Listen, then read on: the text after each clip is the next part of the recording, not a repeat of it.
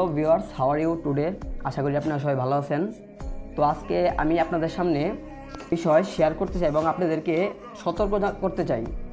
সেটা হলো, আমি একটা এজেন্সিতে আছি, এখানে জব করতেছি।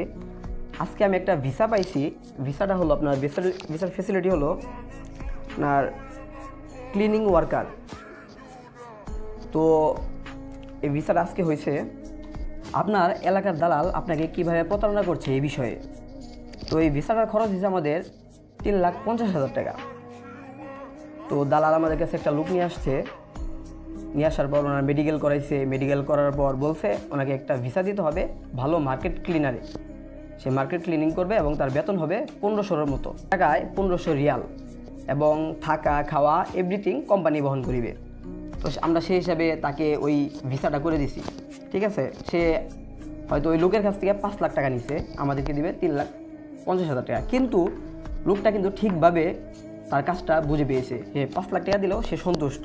কিছু দালাল আছে, তারা কি করে, তারা এলাকার একটা লোক ধরে বলে তাকে মার্কেট ক্লিনার বা এসিতে বসে কাজ করবে, এরকম কথা বলে তাদেরকে অফিসের দিকে নিয়ে আসে। নিয়ে আসার পর আমাদেরকে তারা জানায় যে গরিব মানুষ, টাকা পয়সা এরকম নাই, তো তাদের একটা কোনোরকমভাবে বিদেশে পাঠাই দেন কোনো একটা কাজে।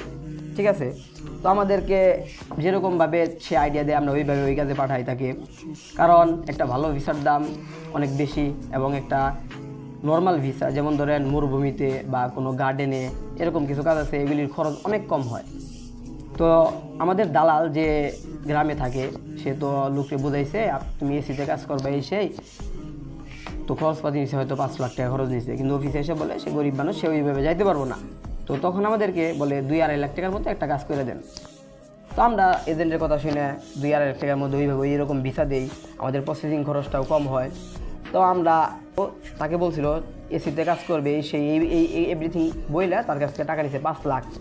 সে বিদেশে যখন যায়, যাওয়ার পর যখন থেকে তাকে মরুভূমিতে ফালানো হয়েছে বা এইখানে ফালানো হয়েছে, তখন কিন্তু আমাদের কাছে রিপোর্ট করে যে আমাদের এই কাজে ফালানো হয়েছে।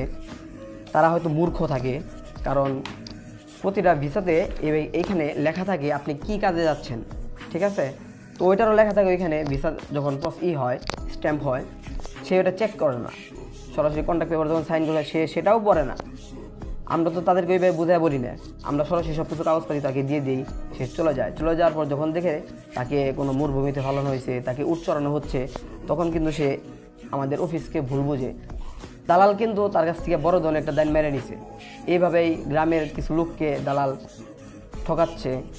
তো আশা করি